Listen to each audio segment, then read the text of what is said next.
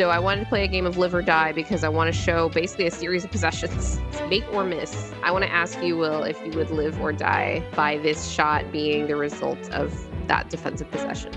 P-Watch just was quicker on the contest than Mike was in that other one. And Mike is ready to guard him up in space, and he's just a little bit too far away. Because he knows he's going to get blown by. I live with that shot. Harden is shooting sub 34% on pull-up threes, but it also means he's not getting downhill, and that's when they get the corner three. Again, Terrence Mann, 47% from corner threes. Could have worked better if Christian and Peyton were more in sync after Peyton dug down. That seems like a shot we cannot live with. Bogey's shooting 48% on corner threes this season, so if they just defend like they have been, sayonara. This will be a short series. And it's not one person. The Nuggets' defensive communication is the X factor. Jamal's not my X factor. He's the death factor. I like that word. If he's not playing, then we're just dead. Welcome back to What's in a Game. I'm Grace Jean here with my co-host Will Jones. How are you doing today, Will? I'm sad that the Warriors beat the Grizzlies last night because I wanted a Warriors-Thunder matchup, but otherwise, good. I mean, I'm kind of nervous about this series, but I've been wanting to get to playoff basketball for so long, so just waiting. I hate that we have a week to wait as fans, but I'm happy for the team that they have a week to get rested, hopefully. Rested and practice, and this will be new interim head coach David Adelman's first practice led with the team for a playoff series, so hopefully that goes well.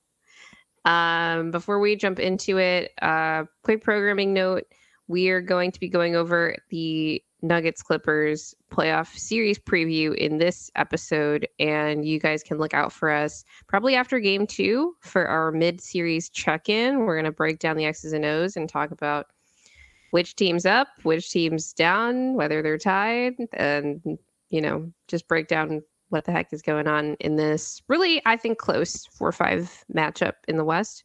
And please do us a favor and hit the like and subscribe buttons. It really helps us out with the algorithm as we try to grow the channel now that it's playoff time. Will, do you think we can get to 1,000 subs before the end of the playoffs?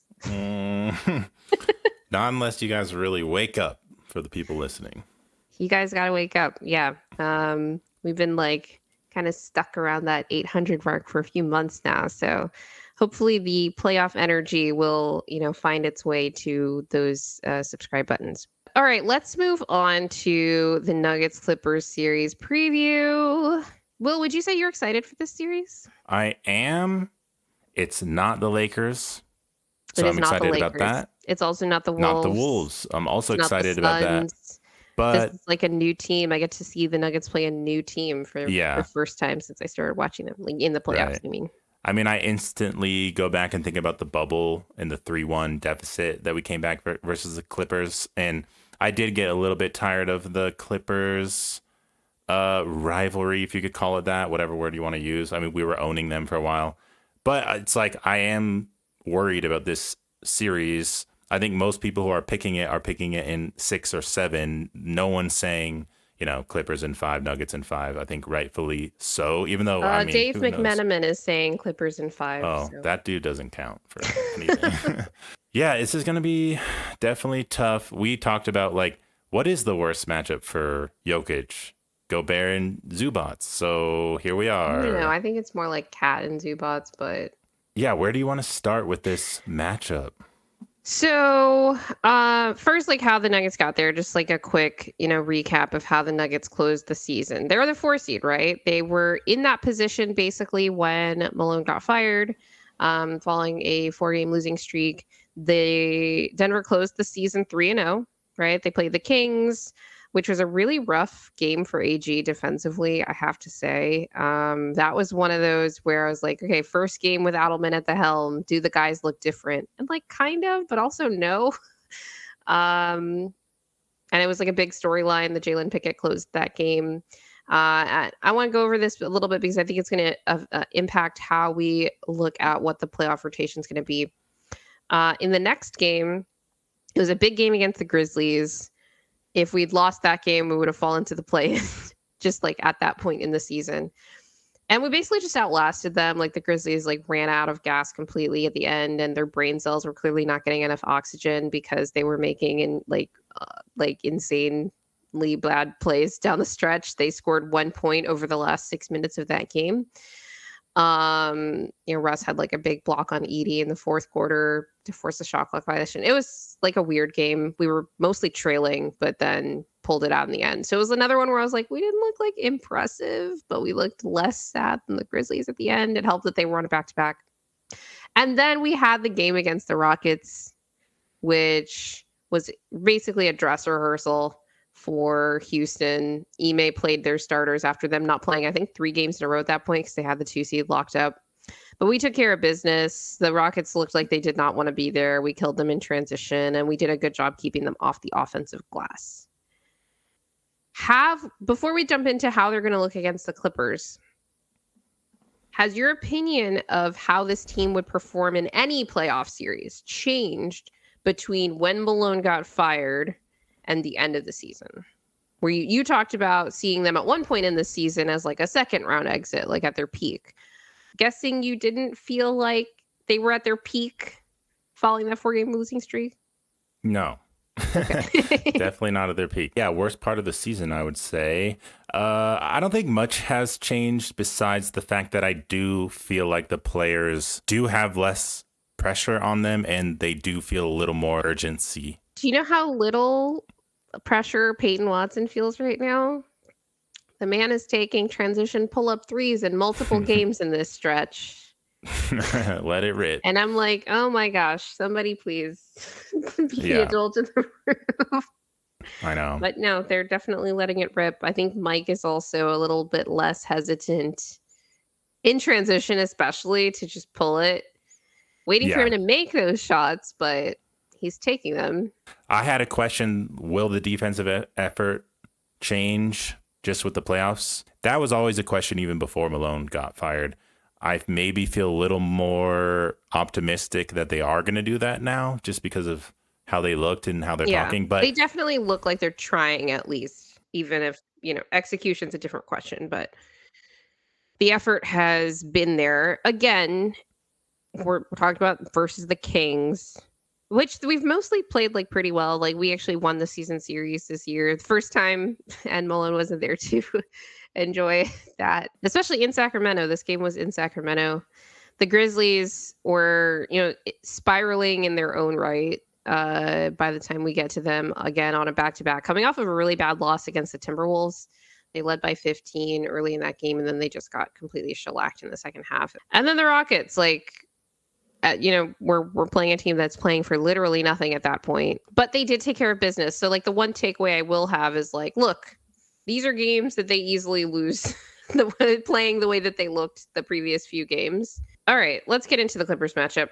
I did a lot of film review, as the kids like to call it. That's just rewatching the games this season. And I looked at a couple of things from last year too, because obviously the Nuggets didn't play Kawhi in any of the Clippers games that happened this season. Kawhi wasn't even back yet for 3 out of the 4. And then in the 4th game, he skipped because it was during the LA wildfires. Both of these teams are really good. They have positive net ratings, almost even. The Clippers are a great defense with a questionably good offense. And I say questionably good because they've been number 1 in the NBA over the last 20 games or so, but it's March basketball. And they've mostly been playing nobodies.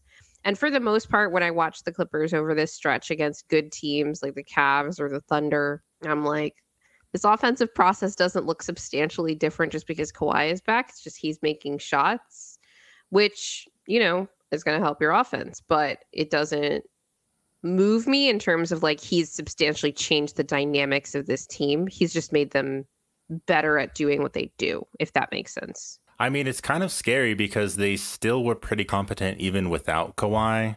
They were in the playoff hunt, obviously. They were middle of the pack in terms of the seeding of the playoffs. So it's not like they were horrible. I'm gonna take my victory lap about that, by the way. Yeah. Clippers Yeah. made the It's playoffs. true. They were really good with Kawhi, but even with Harden, right? Like like you said, kept him in position, and now Harden has made the playoffs for like the 16th consecutive year every year of his career. I mean, the Clippers have always been a dysfunctional roster with Paul George and Kawhi. Just never clicked and never had a clear vision. And it's just obvious to me with that Harden and Kawhi is so much better of a fit than, or at least offensively. I know Harden has weird lapses on defense, but it's just so much better with Harden because he just has such a clear identity of who he is as opposed to Paul George, who doesn't, just to put it bluntly. What are you talking about? He's playoff P. Playoff P, yeah. Yeah, I mean, it does make me a little bit worried. Batum is hurt, which is a positive for us. Yeah. He can like roll and pop, and that's a threat for sure. It's funny that Harden, who's been a playoff dropper, and the Clippers, who have kind of been a playoff dropper, are combined forces. And I'm like, when are we going to see a playoffs where Harden is actually going to be pretty consistent and the Clippers are going to be pretty consistent? I'm worried it's going to be in this series versus us, but I'm hoping they'll still drop off and not play well. Right now, they have one of the best like playoff risers ever in Kawhi Leonard, or at least consistent playoff performer when he's healthy, which it's been a very long time since that's been the case. But as of right now, like it's not like last year where it was like he's probably gonna be back for the playoffs, but he's got some knee swelling to close the season. Like he's playing, he's been playing. It seems like he's going to play. But we can dig a little bit more into these numbers. I think people have had a tendency to look at like, oh, wow, the Clippers net rating with Kawhi, it's plus 11.8 net. The Nuggets with Jokic are plus 11.5 net. Both teams have really good offenses. I would say the Nuggets have a nuclear offense. The Clippers have a 120 offensive rating with Kawhi on the floor. The Nuggets are 128 with Jokic on the floor, which is insane. Clippers have the number 3 defense, or they're really tied with Orlando for number 2 with a 108.4 defensive rating with Kawhi on the floor, and the Nuggets basically a 117 with Jokic on the floor, which is not good. But again, nuclear offense. But the question with the Nuggets, because I think both these teams have questions about them. Like I said, questionably good offense. Like, let's see how it goes against good teams. And I'm not going to say good defenses because I can't guarantee you that Denver is going to be that in this series, not just because of the matchup, but because of how they've performed and executed on that end of the floor throughout the season. But the Nuggets formula is that they are a great offense with, to this point, an atrocious defense. And I say a questionably great offense for Denver because when it comes down to countering opponent game plans, one, is Denver going to have enough shooting, right? Is AG going to be able to keep hitting over 40% on his catch and shoot threes? Is Christian Brown going to be able to hit his open shots? Russell Westbrook, question mark, all around. Peyton Watson, and even Michael Porter Jr., who has not been shooting well basically since he got back from the hamstring injury. Hopefully this week off like does him some good because it's not been a stellar showing for him with respect to the scoring. The other thing with Denver's offense is like it's all about Jamal Murray. 4-game losing streak. Who's not playing in those games? Jamal Murray. 4-game losing streak. Who is like very much missing when the Nuggets keep turning the ball over in these clutch situations? Jamal Murray. Is he going to be healthy enough to at least be effective on that end of the floor? I think a lot of people are saying that the Nuggets need nuclear Jamal to win this series. I don't think that's necessarily true, but I think they need a Jamal that's effective enough for Denver to have a good offense, which doesn't necessarily rely on him shooting like, crazy shooting splits from 2 or 3, but like being the team's point guard. And then also being healthy enough to not get completely cooked on the other end of the floor, which, I mean, even when he was healthy this year, that was not a great question or not a great answer. I mean, Jamal, like, held up. I know it's James Harden, but obviously, like, I think he did pretty well on James Harden. It's going to be James Harden in this series, so yeah. Yeah. Not necessarily on like certain coverages, but on like ISO or like even like weird post-ups he would try. Jamal like can hold up against that. If he's hobbled, of course, this all brings us all into question. But I think it is interesting to talk about what kind of Jamal we need for the series, because it's like, yeah, I don't think we do need the nuclear Jamal. We just need the Jamal that can hit some shots when the offense is maybe going stale, like, and to be finishing around the rim at least, things like that. I don't think we need like set other guys up, like set Jokic up, keep the pace and the tempo of the offense going. In the half court, and just like and not let it get stale in the first place. Jamal's not my X factor, but I know a lot of people say that he is, and I only say that because he just has to be a staple of the Nuggets. Like, he's the death factor. I like that word. If he's not playing, then we're just dead. Like, if he's not doing anything, we have no chance. So he just like is a must have. Yeah. And so I'm gonna expect that is what he is gonna be. My worst case scenario for him is like last season, he kind of tweaked something. Yeah, the calf strain. You know, he played the Lakers, he like struggled, and then in those fourth quarters, he like turned on and was like crazy and hitting these shots. So I think even for one series, if he was a little bit hobbled, he could dazzle and make some clutch shots like he's known to do. That Lakers defense was so bad, though. Like, I'd rather him not have to dazzle against the Clippers defense. Like, I feel like I need him to be making the good shots so that he won't have to make the tough shots. Because I think the tough shots will be even tougher in this series. Thankfully, while the Clippers are formidable defense, they're not the Wolves of last year's defense. Yeah, they're a really, I think, pretty solid team. They force a lot of turnovers. They generally keep teams off of the offensive glass. Zubac has been really good defensive rebounding, like, no question about it.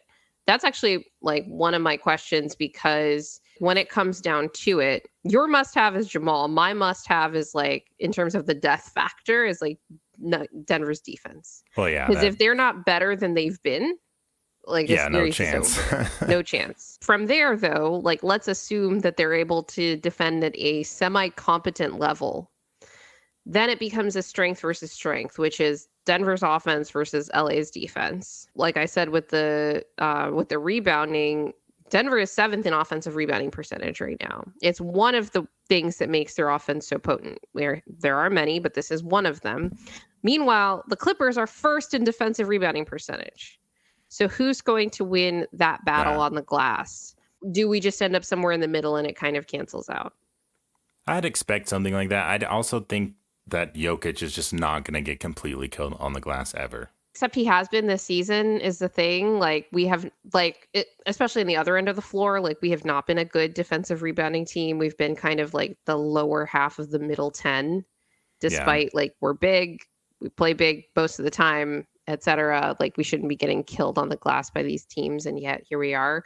I did think it was a good sign that they were able to keep the Rockets off the glass in that last game, 82 again, but the Rockets were also like not trying that hard, but they did a good job keeping like Steven Adams off the glass, which was like, okay, that's something. And the Clippers don't offensive rebound a lot themselves anyway. With this strength versus strength and the defense being bad, I thought even if it is, you know, it can't be like 28th level bad. There's the idea that defense wins championships, and I don't believe in that. I believe that the offense needs to be top 5 or be elite, and then the defense just has to be good enough to barely get by.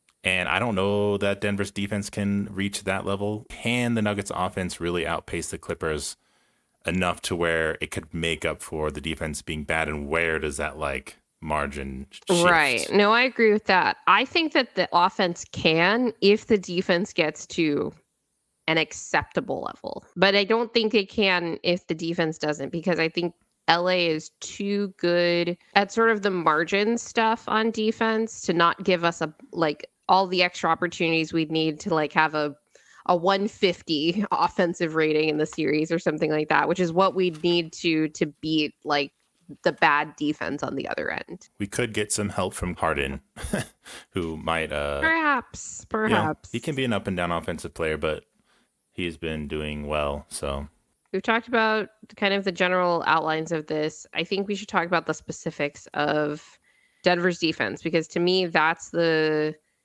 the kill factor in this series. And we're going to find out pretty quickly in game one, the combination of what is this team going to do schematically, how well are they going to execute, and how much effort will there be consistently throughout the game.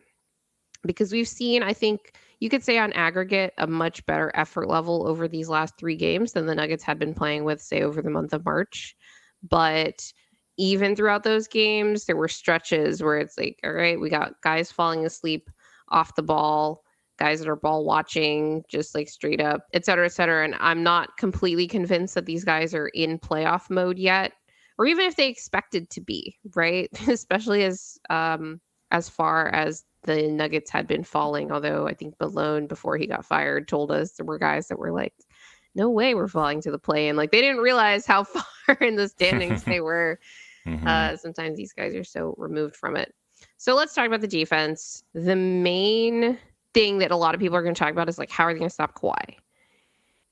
And I'm just not, it's not that I'm not concerned about it, because Kawhi's really good and Kawhi's going to make a lot of shots, even with AG on him. But Kawhi being efficient usually just involves making a lot of mid-range jump shots. I'm willing to live with that because it's been a very long time since I felt like the Nuggets could dictate an opponent's shot diet if they were just disciplined. But I think the Clippers are one of the teams that, like, if they are disciplined, they can actually dictate this team's shot diet, which would give them a pretty big advantage in this series relative to where the defense sort of stands in like most opponents, frankly, that they've faced this season. I only would be worried about Kawhi and how to stop him in like really clutch situations where there's little time on the clock. All they need to do is get one bucket, and it's like, oh shit, and Kawhi could just hit this. And that's going to be a question of like, can AG defend him anywhere near the level that he's been defending him over the last, 3-4 years?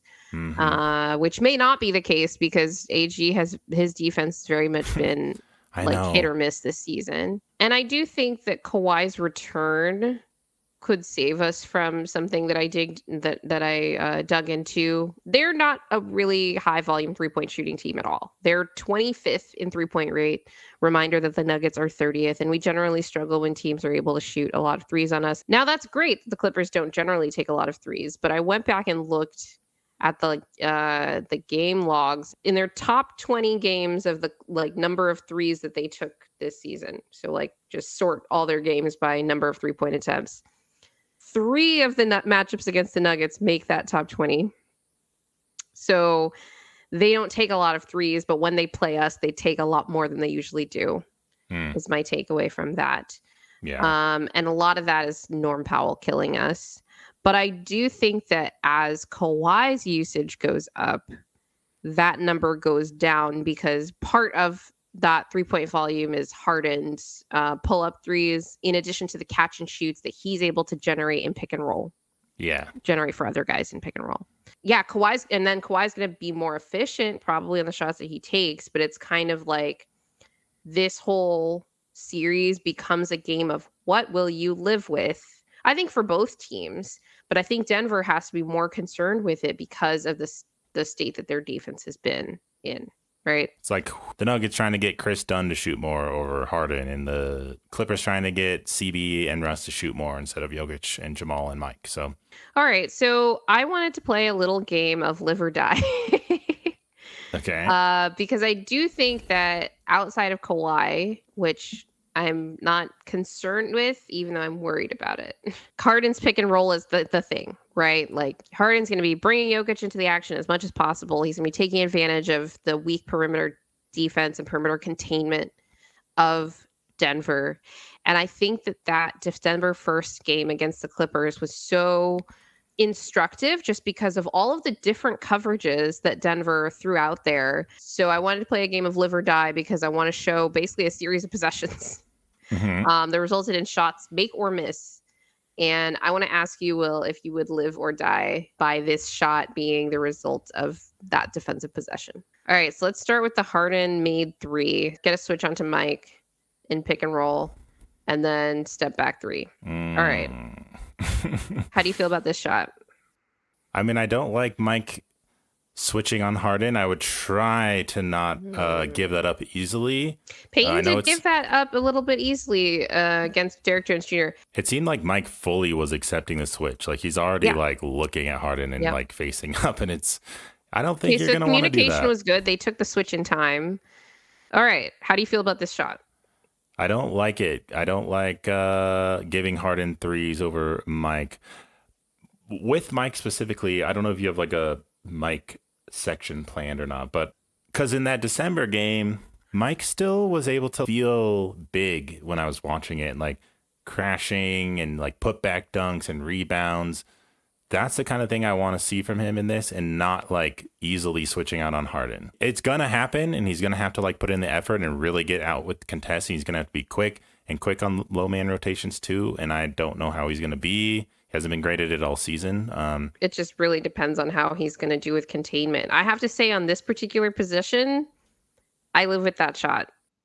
In particular, because like Harden is shooting sub 34% on pull-up threes. Oh, this damn. Season. He's better on catch and shoots, and we'll talk about those. But it also means he's not getting downhill and creating in the paint, like either shovel passes to Zubac or whatever. He's not creating easier catch and shoot threes for other guys on the team. Yeah. So it's kind of like make Harden make a play, which he can, but sometimes he doesn't. I wish everyone would go through the film of the December 1st game between the Nuggets and the Clippers, because it's a clinic of one, what not to do in pick and roll coverage, but also a pick and roll clinic for young point guards. I think Harden was really, really good in that game. So in this one, Mike is playing him a little bit closer to stop the three. And this, I think there's maybe like close to the next possession. As you see, it's a couple, like the next minute. He's like, oh, okay, I don't want that three. But now he gives him less space, and Harden is able to get downhill on him. How do you feel about this shot? Because it's still like, semi-contested, like making Harden try to make a play at the rim. And Jokic, he didn't contest the rim shot that well, but he also made it so that Harden didn't pass to Zubac, which that's going in. Trying to make him to make a difficult shot down low, probably good. Again, like I don't love Mike in isolation on him. I don't know how well the Nuggets can avoid that or not. But if Mike can try to be big and contest, and I don't know if it's just because it's a 2, I feel like a little bit less worried about this than the 3, because I do think, we know how important it is the Nuggets to make around the same amount of threes as their opponent to like stay in games, and Harden can make step backs. So I didn't know he was shooting so poorly on pull-up 3, so that may change my outlook. Clippers lead the league in isolation possessions, so I just feel like it's not going to be avoidable if Mike is on the floor. I would rather, if someone's going to score on Mike, it be a 2 than like a 3, I guess, Okay. Yeah, that's fair. I do think that trying to contest without fouling, or even if you're not contesting well at all, making Harden make shots without fouling should be the main objective for anybody who's on him on a given possession. Obviously, Christian's going to be on him a lot. Harden also got foul calls on Christian throughout all of these games, so it's not like Christian was like perfect in that sense. And no good defender is going to not get any fouls called on them.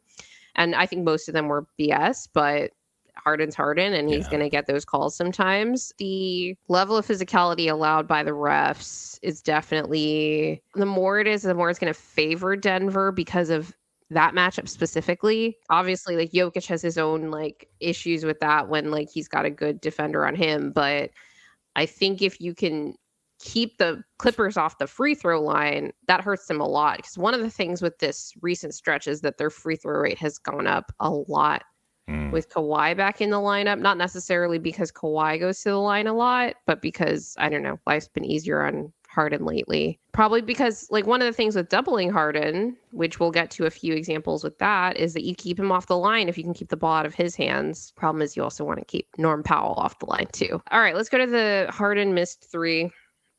So here is a more, I think, good isolation defense on Payton. Harden's clearly trying to draw the foul. He's mad that he doesn't get it. But again, just contesting without fouling. Yeah. You live with that shot, don't you? Like, make or Yes. miss. I think that was a good contest. P-Watt just was quicker on the contest than Mike was in that other one. Like, and Mike is ready to guard him up in space, and he's just a little bit too far away because he knows he's going to get blown by. Yeah, so it's like hard for him to contest or commit to that. P-Watt's better at that. Yeah, that's perfectly fine. Good contest. He missed that, obviously. That's probably why Harden wanted to get Peyton off of him on that possession and get Mike. Yeah. Yeah. That's just what smart players do, is they get the good defenders off of them if they can. All right, let's talk a little bit about Harden off the ball. This game was interesting because we tried so many different things. So in this one, we've got Norm in pick and roll with Zubac. You got Peyton roaming off of Harden, and I think Russ is supposed to kind of play two there. And what we did was we took away the corner three by having Russ go to Terrence Mann. Right. And Harden hasn't necessarily been like the most willing catch and shoot guy, and sometimes he'll like try to like shovel the pass to the corner quickly after he gets that pass, but he saw Russ is there. I guess I take this shot. I take that shot. Harden is shooting 42% on catch and shoot threes this season. Do you live with this shot? 42%? Well, I mean, no, you can't because you're going to get killed. I mean, it's an open look for Harden. I get like taking away the corner three, but it's like, and Russ probably had no idea who was down there. Like he was ball watching. Because at that point you're switching guys because Peyton was on Harden originally. Yeah, and so I get like the instinct. He was kind of even going down into the dunker spot almost, and like it's instinct to do that. But man, letting Harden shoot it that wide open, and that is going to be the tough part, is someone tagging Zubac and then him passing out a short roll to wide open 3-point shooters, and that's a huge issue, I think. Yeah. If you go to the other example of this, we're just trying to tag Zubac so high. So here, Terrence Mann is cutting, and it's going to be an easy like layup or dunk for him. Mm-hmm. Peyton comes off Harden, and then Zubac makes the short roll pass to Harden because Peyton goes to tag Terrence Mann. So that's the rub when they're playing these pick and rolls so high. And that's not even Harden pick and roll. That's just, I think, was that Norm Powell again on that possession. And the team's decision to try to tag Zubac as high as possible. He is a very good roll man, in case everybody didn't know that. I think he's shooting a better percentage on hooks and floaters this season than Jokic even. So it's not even just like tagging him high, you got to tag him high enough that he can't get to that shot and then has to make the short roll pass. But if you do that, you're open for the cut, and at that point, you're leaving the guy on the wing open, which in this case was Harden, who is shooting 42% on catch and shoot threes. With these types of plays, it's ball pressure. Can they make the pass a little more difficult so that maybe those rotations can get there? You're giving P-Watt and them a little bit more time to assess, but like you're going to die either way on that play for sure, because Mann was either going to get the wide open dunk if P-Watt rotated out to Harden. It's a like pick your poison. It's really tough. We're basically like playing as high up as possible in these Norm Powell pick and rolls. We don't do the same thing with Harden. We're mostly dropping. And Norm is a great shooter.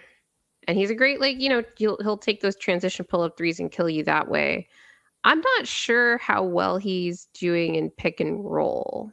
It might be awesome, and that's why we were playing so high on him.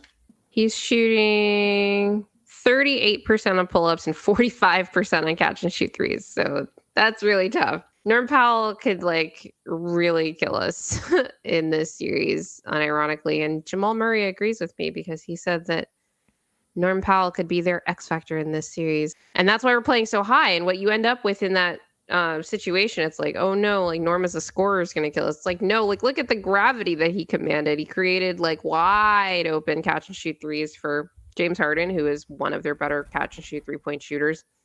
And or would have ended up being a layup off a cut for Terrence Mann. Do you live with that shot to prevent a 38% pull-up three from Norm Powell is my question. I'd much rather a pull-up. Even from Norm, who gets hot. I mean, you got to give yourself a chance to contest or get a shot off rhythm than just let someone take it wide open. Okay.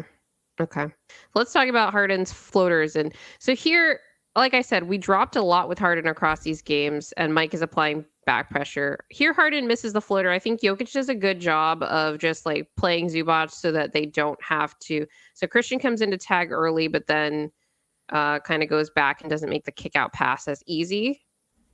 And Mike, I think applies good back pressure. That's a makeable shot for Harden regardless, but he happens to miss it. I liked it because You like that it missed? I like that it missed, but I mean, hey, Mike was able to get. Mike is good at if he's behind the play, still making an He's impact. good at getting behind the play, that's for sure. Yeah. Yeah. I mean, that was like early in his career. He obviously would get blown by and then try to come back and get a block. And usually, sometimes would make the play, but also would foul easily on those too. So as long as he's not fouling, get the hand in his face. If or Harden's, even behind him, like you could block him from behind too, yeah, theoretically, that too. in that situation. I mean, he's good at kind of putting him in jail, I think, trying to get separation to not get blocked because Harden's like good at, having that control. But Mike's not close enough to get like that bump for Harden to get that bunk back. He's just got long limbs. So he's like on him, but he's not on him at the same time. So if you give yourself any chance to contest on Harden and not just get completely like embarrassed, giving him so much space, I guess you kind of have to live with it. All right, let's go to the next one with Jamal chasing Harden. I don't remember how this one ends, make or miss. Jamal chases Harden. Made. All right, Pathetic. Great. Pathetic. It went in. But this is what we were doing. This is an ISO, so not pick and roll, but Jamal's on him. He gets up, presses up on him to prevent the three, lets Harden get a step on him, and then kind of chases from behind. It's a lazy chase, but it's a chase. It's a makeable shot. It's a missable shot, in my opinion. Do you live with it? I keep going back to like how well contested is it or not, and I don't want that to be an excuse all the time. What would you prefer Jamal do on this possession? Because like he is short and he has like a 6'9" wingspan, but he doesn't have MPJ's like 7'1", 7'2", whatever it is, wingspan from behind. Plus, he can't get too close up on Harden because unlike MPJ, he doesn't have that like same limb difference, and Harden could draw fouls on him. I mean, Jokic tried to step up and take a charge, which is probably never going to happen. I don't see Jokic get a lot of charges. There was so much of that across these games. It was not good. I'd rather him just honestly, don't even contest it. Don't even. Yeah, because you get fouled. Don't foul and don't let him get the ball to Zubac. I'd rather him do like a stunt, step at him. Mm-hmm. Maybe it throws him off. Probably not, but it's better than trying to take a charge where you could get a block foul called possibly. But do you live with the shot? Like, I guess that's my question. It's not that bad. I feel like if Harden had just missed this shot, you would have been like, yeah, I live with that. I think there are chances he can miss that. Jokic can rebound it.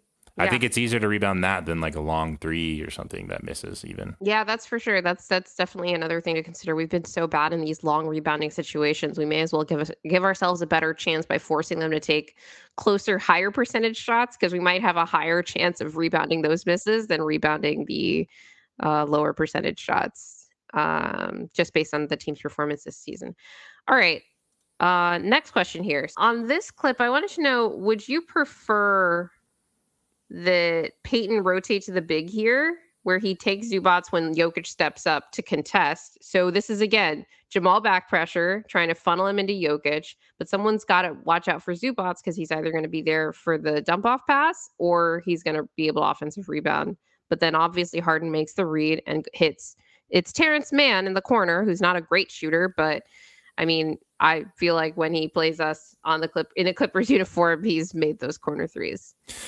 This possession obviously could have worked better if Christian and Peyton were more in like sync, because Christian was a little bit late after Peyton like dug down. So I don't know if in a playoff setting they'll be more prepared for that, because it could have worked out, but because otherwise it's going to be probably an easy score for Zubac if Peyton doesn't do that. And the pass for Harden to make the pass back to like Powell on the wing where Jamal is like back pressuring him, that's a much harder pass. That's a good point. And it probably wouldn't have been quite on target, and somebody may have had more time to try to rotate back to it if he'd have to like kind of toss it over his head to the wing. And Jamal has a chance to steal it. I think CB has the speed to get to make that rotation potentially, but right, like he may not. Here's the thing: is he may not have known that Peyton was going to do that, because in some of these other clips we showed, they played those sequences 2-on-2 with Jokic and drop. So Peyton might have been freelancing on that possession. We don't know. Like I said, like would you rather have them just play it 2-on-2 like they have in some of these other possessions? And like I said, the sample's kind of skewed because I didn't include a lot of possessions or any possessions where Zubac catches on the roll and then either gets an and one or just makes a layup or gets the offensive rebound, etc. But that happened a lot too. Like I want to emphasize that. What does Terrence Mann shoot on? Oh, he's shooting 47% on corner threes this year. Like these are the kinds of things I imagine the coaching staff are discussing when they're going through this film in the scouting rooms. It's like, yeah, this is what happens when we did this. This is what happens when we tried that. This is what happens when we help here, here, and here. It's like, what are we willing to live with? Trying not to let that corner three happen probably is better. So I'd probably stay home.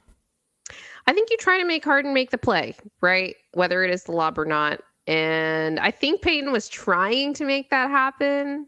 Or like he was trying to prevent that from happening. It didn't look like Peyton was like, he wasn't going to like go up to try to stop a lob. It looks like he was just like, let me try to make this not an option, which is actually like usually sound defense. But I'm not sure that was a plan because Christian doesn't rotate. There were other possessions where they don't do that and they just try to guard it 2-on-2. Playing any Harden pass aggressively and with your hands is going to be key.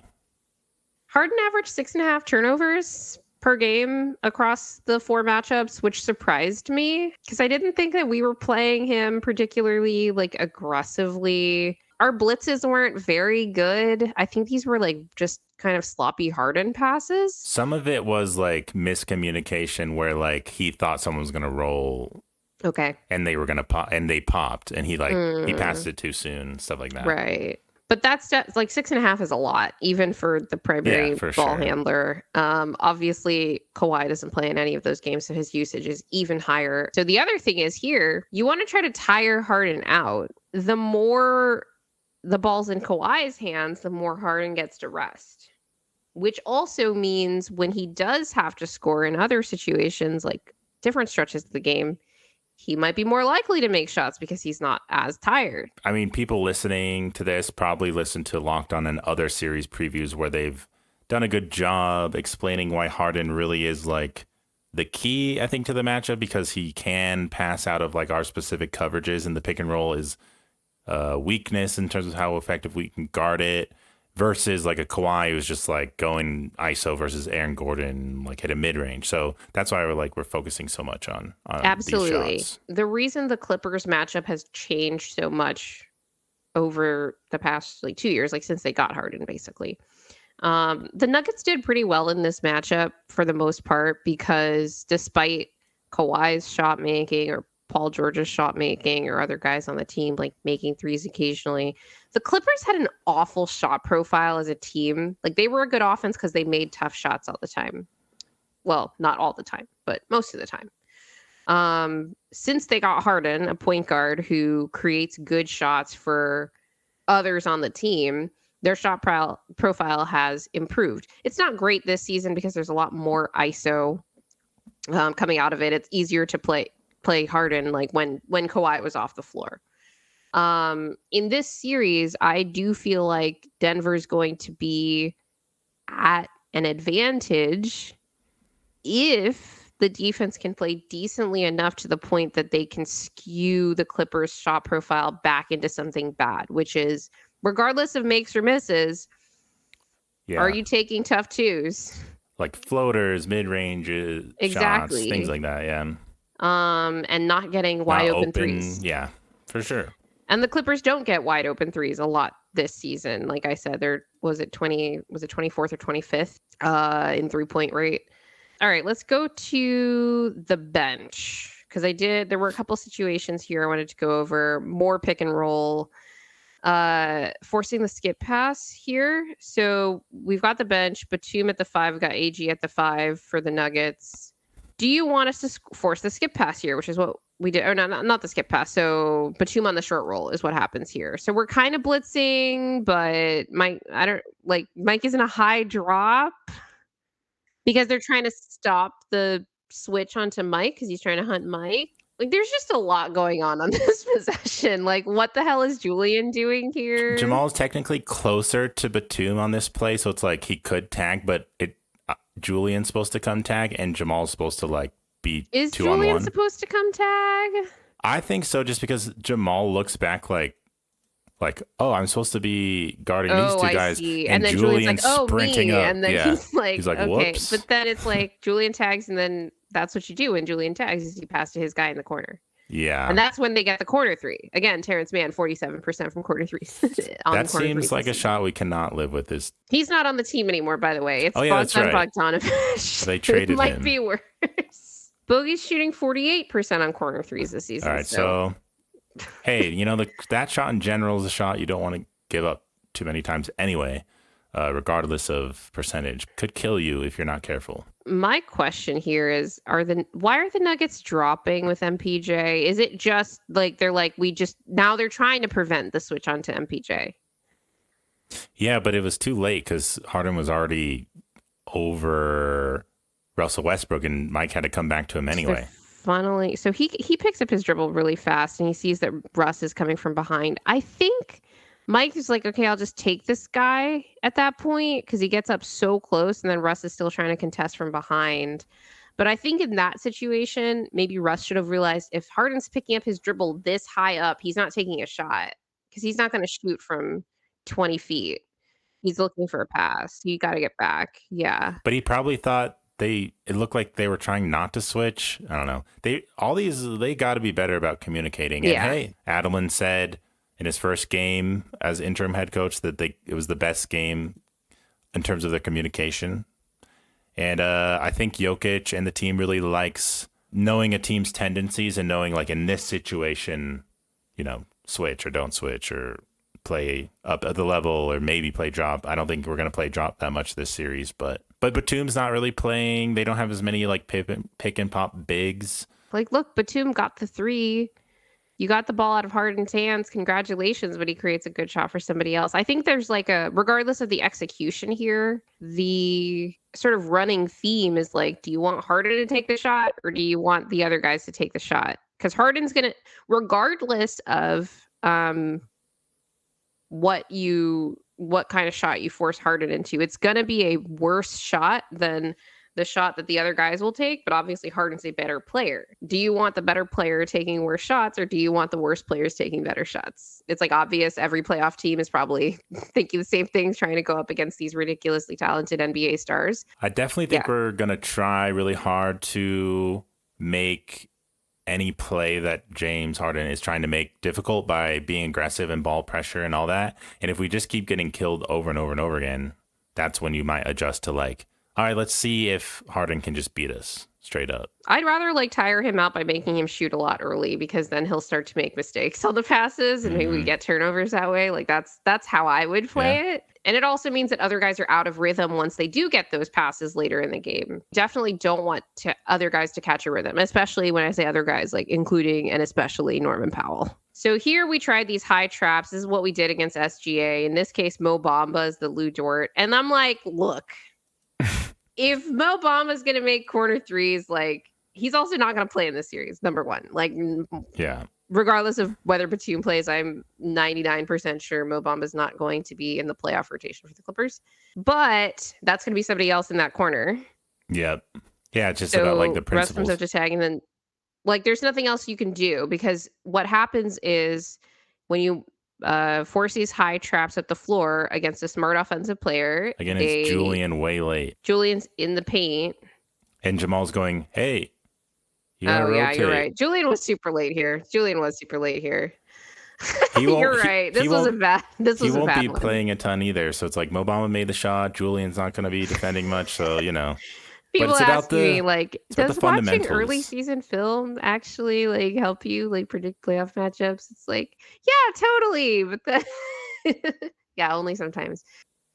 But that was a good example of, like, a really high trap on James Harden, really aggressive, passing out of it, and then a play being made on any backside where it's like a 4-on-3 situation. So it's going to happen a lot. And the rotation's got to be on point and not like what Julian just did. And especially one of the things that it was a little bit better in the OKC game, the second one, the one that we won recently, when the guys who were initiating the high traps are at the top of that sort of 2-3 zone, were smalls that were a bit quicker, because you see it's Mike and AG up there, and they're too slow to recover back when they've extended the defense as far as you have. Yes, Julian was late, but I think part of that is because he's like waiting for like one of those other guys to X back out to like the man that they're going to take.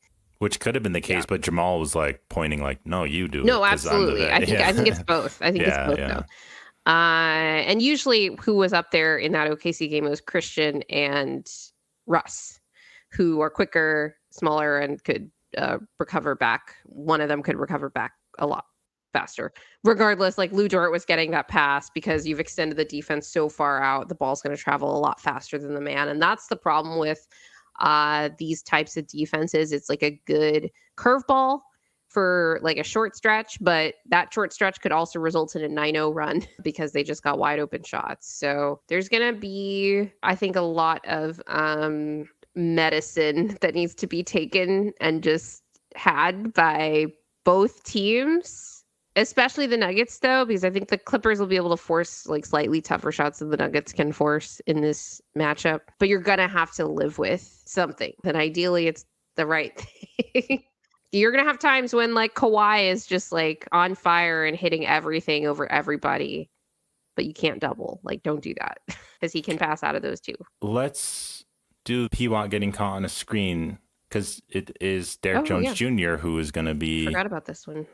Derrick Jones Jr. is going to be playing, which we haven't talked about. He could be a huge defensive factor. Yeah, he'll probably be the starting small forward, either him or Chris Dunn. So here, it's again hunting Mike. So he's on Derrick Jones Jr.'s on Mike, and then a massive Peyton. Drop.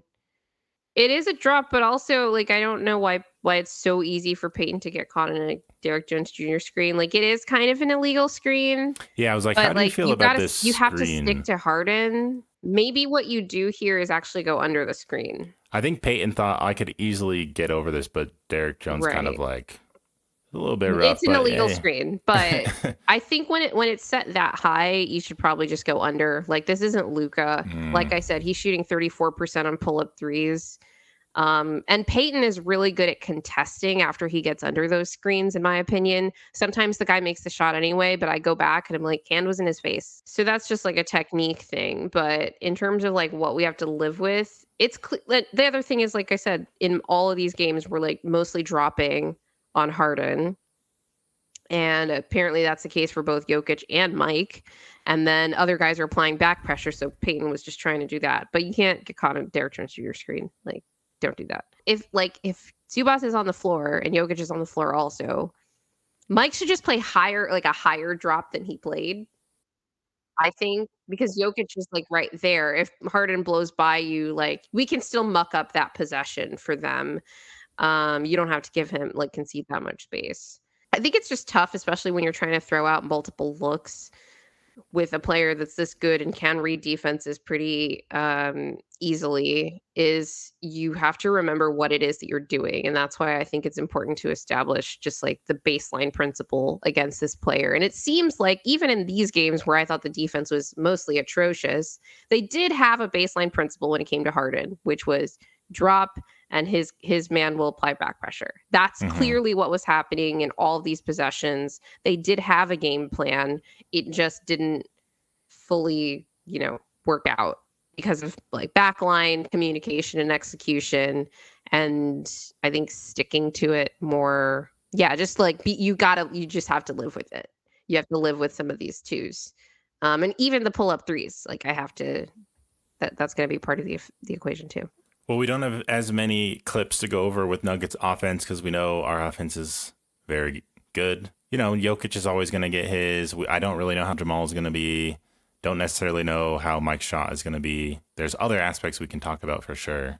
Yeah. But just like to briefly go over some of that. The main, I think, important matchup for Denver's offense here is going to be Jokic versus Zubac, because in all of these matchups, the Clippers were highly reluctant to send two at Jokic for the most part, number one. And two, when Zubac was on him, he didn't play up on him a lot. And I'll have an example for why of that.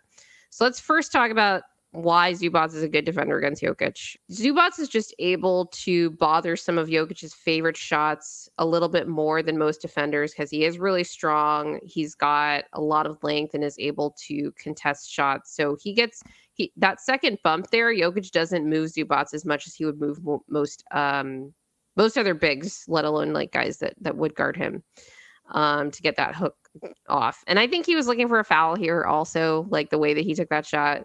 Didn't get it.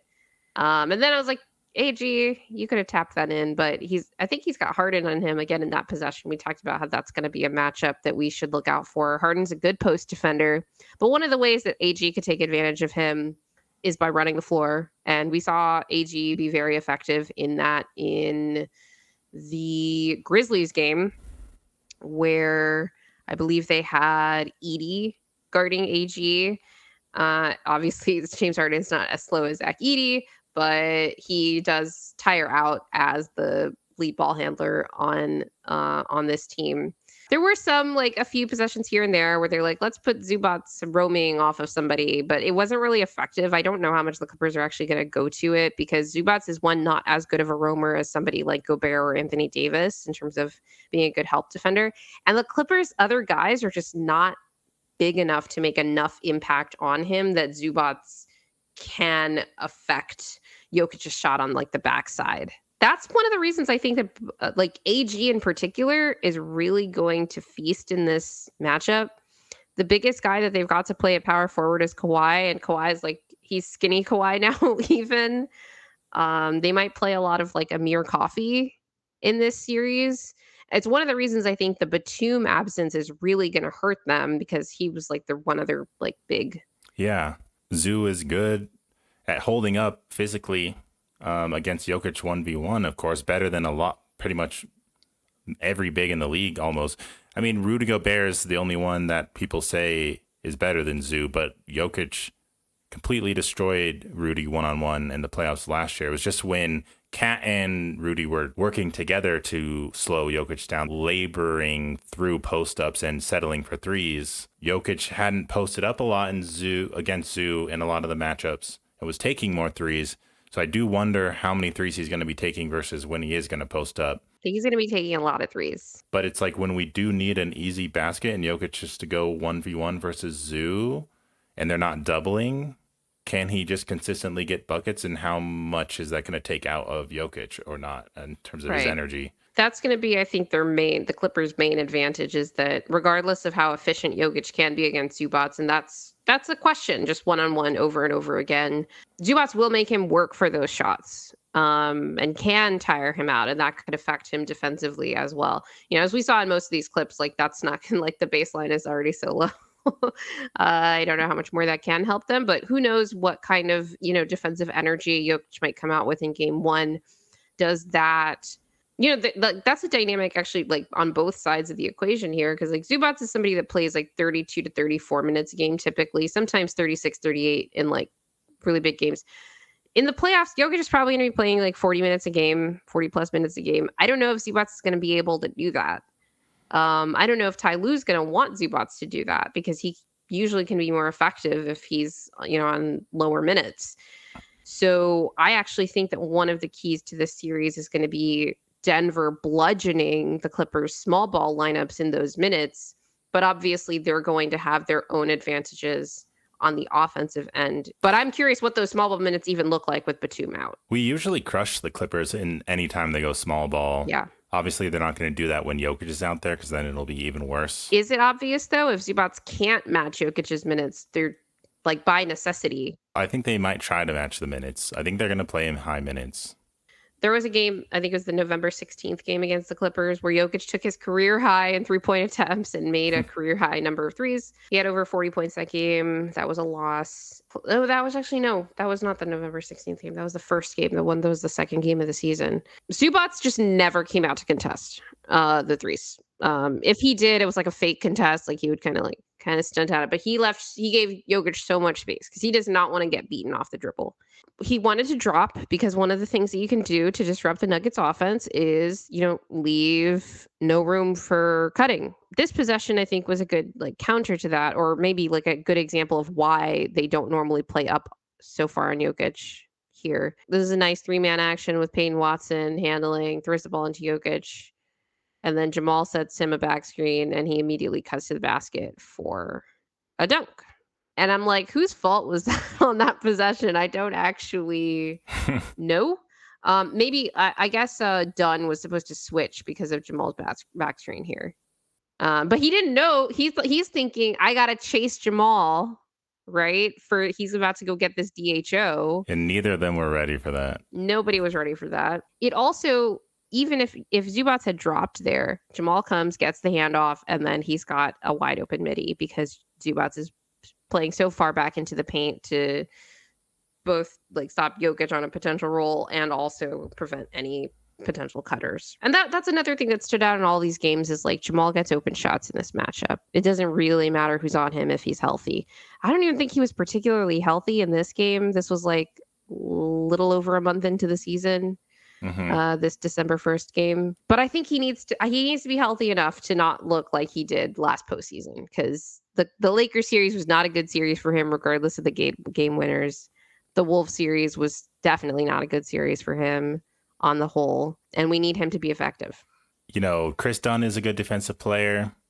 I still think no matter who Jamal's going up against, he just has to figure it out in a lot of ways. And I know it's like easier said than done, and I don't want to just say, Jamal, just score anyways, because it's, you know, these are great defenders. But when you are a second guy and you're getting paid this much, it's time to not give a shit about who's defending you and like get something done. Because if you're just taking out of the series, it's like, why are we paying you this much? Or get better at setting up Jokic, because I thought his passing really regressed in the playoffs last year, and he had a really good passing year in the regular season. This season, I think he's like not as good a passer as last year, although he's made some really good plays. So that's another part of it. It's like when you run pick and roll, like Jokic gets open like 3 different ways on that possession, and you just have to be able to hit him. Yeah. I mean, that's an important aspect of Jokic versus Zubac's his off ball, like because he can cut and all that. So if there's good passes to him, that's going to be really key in helping Jokic manage that. The thing that helps us in this series actually is that the Clippers trust Zubac so much to guard Jokic, because it means they likely won't be like sending 2 or 3 to Jokic and forcing Peyton and Russ in particular, AG, etc., to take as many shots, just collapsing the paint to make as many like outside shots as maybe another team would, which is maybe ironically good for us, because it means that Jokic will have as easy a time as he possibly could trying to go at this guy one-on-one, regardless of him being a good defender. On the flip side, it means that our 3-point volume might be like the lowest of any playoff series in the Jokic era. When a team doesn't force us to take threes, we don't generate threes. Like, we only do it when we have to. It's like a very like eat your broccoli kind of thing for this team, which is, you know, very funny in the year 2025. Yeah, we'll see if there's any intentional adjustment around number of threes taken, because it could give us an edge.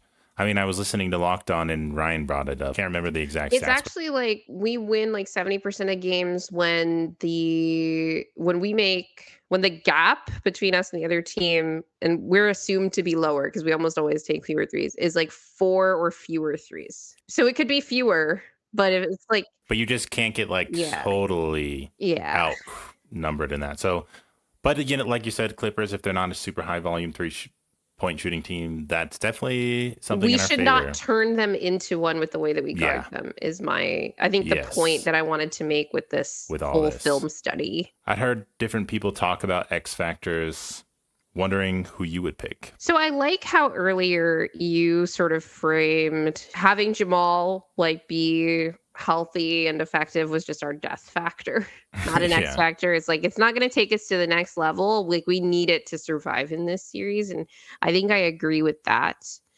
My X factor for this series genuinely is the Nuggets defense. If the Nuggets can defend at a semi-competent level, their offense is just better than the Clippers. And this has less to do with my belief in the Nuggets offense as good as it is. Like they have Jokic and all of that, but it has its questions for sure, especially with the shooting against a team that is a generally good interior defense. But I believe less in the Clippers offense. The only way that the Clippers offense, in my opinion, beats us is if we defend them like we did earlier in the regular season. Otherwise, as good as Kawhi is, I don't trust like Kawhi making a bunch of mid-rangers and then James Harden run offense to beat the Denver Nuggets playing at a competent level in a playoff series. Because if it's not there, like if they just defend like they have been, like, okay, sayonara. This will be a short series. And it's not one person. Like as we talked about throughout this film study, the Nuggets defensive communication is the X factor. Yeah, it really is. And it's not a conventional answer because everyone wants like a singular player to be the X factor. So I guess I could try to fill that in. I wouldn't pick Jamal. I mean, MPJ, if he's making his threes, could be the true X factor. I don't think it's going to be Aaron Gordon because I think he'll just score when he gets the opportunity and he'll try to play defense on Kawhi, but I don't think that's going to like swing the series necessarily. And then I'm thinking about Christian Brown. I think he's going to do really well because I think he is big and can, like, if he switched on to Kawhi or something, can hold up. And I have hope that he can do better in, actions on the defensive end. Hopefully, because I don't think they have like the archetype of guard, even though James Harden is like quick or whatever. He's not like as quick as others. Christian on Harden, I think I trust a little bit more after going through it than I did before I went through the film. Because I just remembered how bad Christian was on guards early season, and I think maybe still is. But on Harden, it actually wasn't that bad. The main thing was the fouls. Yeah. And then I'm like, I feel like CB is going to have a good series, and I don't know if that makes him the X factor. I mean, he could be if he's the reason the defense is good, but I think it's really like it's such a collective problem that the team has had. It's really not about one person stepping up. It's about everybody stepping up. A lot of people are counting Mike out, and they're like, he's just a horrible match for him. Why do they need him? Let's put P-Watt in more of his minutes because he's more defensively minded, and that may be a thing. But I'm like, if Mike can just step up the defensive effort a little bit, be a little bit more positionally disciplined and hot from three, we will absolutely win the series. 2 questions. First, do you have an X factor for the Clippers? I mean, it's probably Powell because it's just like if he's their Mike. Like, yeah, I could see him. He kind of reminds me of like when we would play the Blazers in the playoffs all the time, and CJ McCollum would just go off randomly. And wouldn't Norm Powell also go off? Well, he was on the Raptors back then. I feel like we were in a game 7 and we just melted because CJ just hit every shot, and I could see that being Norm Powell. Hate that. What would your evaluation of this team be if they lost the series somehow, but Mike was fine defensively and then was just on fire offensively? We would have to have lost just because, it's like Jokic and whoever it was in actions at the level just weren't good enough, and they were just getting such open shots all the time that even if Mike was rotating and contesting or whatever, or you can't really blame him for being late on it because the defense was so poor at the level. What if it was just like, again, like Jamal, like he's hobbled and whatever. I do have a quote from practice, actually, that I should share on Jamal's health since we talked so much about it. David Adelman said, "We know what Jamal's like in the playoffs. He's one of the all-time greats. We're very excited to get him back out there healthy. And it's been great to see him the last 2 days, the way he's moving, because that's what we need if we're going to win 4 games in a series." He could be lying. I'd like to preface that. That was not prompted. So that was good to hear. Do you think Mike, if he raised his defensive level to fine, would push the defense as a whole to an acceptable level? No, like everybody needs to be better. Like it's communication. It's like everything. So I don't think one person. But if Mike was fine, I still don't think that changes too much about the team. Like what if like on every isolation possession and every pick and roll, Harden like misses his shot and gets stonewalled, but then like someone else gets cooked, for example? I think it's just then you say like the team as a whole doesn't have enough defenders to hold up The whole formula needs to change. Even at the trade deadline, it was like, I don't want Mike to be traded. I know there are fans who do, and they're frustrated with him. I don't share those frustrations, but it's just, you can use him to maybe get two players who don't shoot as well, aren't as good as the offense. But I like Jokic's ability to raise the offense even when he's playing with subpar offensive players, but he can't raise someone on the defense. I think one of the things that was, we talked about this last week, I think on our pod, like KCP's communication, just keeping everyone together. Like that's what raises the defense of a ceiling, is just keeping everybody on a string, period and dot. And whether that is something that has to come internally or something that has to come externally, I think is going to be an interesting question of the offseason, really regardless of the way the season ends. Oh, here comes the big Nuggets Clippers. Oh yes, Nuggets everyone. Clippers. Here we go.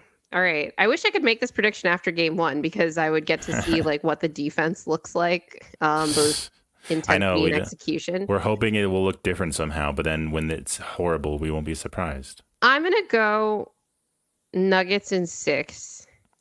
Mostly, honestly, because I don't believe in the Clippers. And there's an off chance that Denver looks decent. If Denver doesn't look decent in game one, like this is a short series. I'll go Nuggets in... I'll just say Nuggets in 7, which I hate. And I hate the idea of us being in a 7-game series and like something weird happening at the end, just like it did last season against the Wolves. But I also feel like we want to Denver correct also that. just doesn't win home game 7s.